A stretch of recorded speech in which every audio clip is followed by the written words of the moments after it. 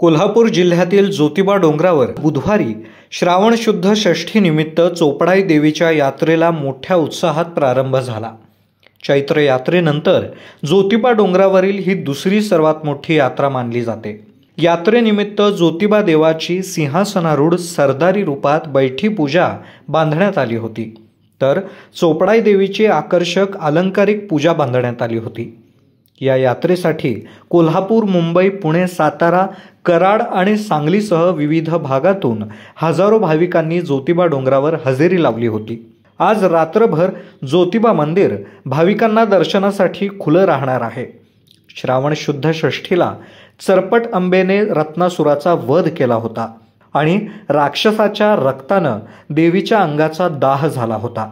हा दाह शांत करण्यासाठी केदारनाथांसह सर्व देवांनी लिंबू, दुर्वा आणि बेल वाहून पूजा केली होती।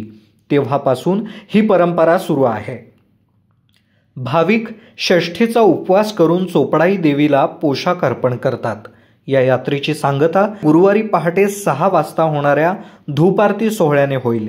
धूप आरती मंदिर प्रदक्षिणेसाठी बाहेर पडेल आणि त्यानंतर यात्रा संपन्न होईल। भाविकांच्या गर्दीनं ज्योतिबा डोंगर सध्या भक्तिमय झाला आहे।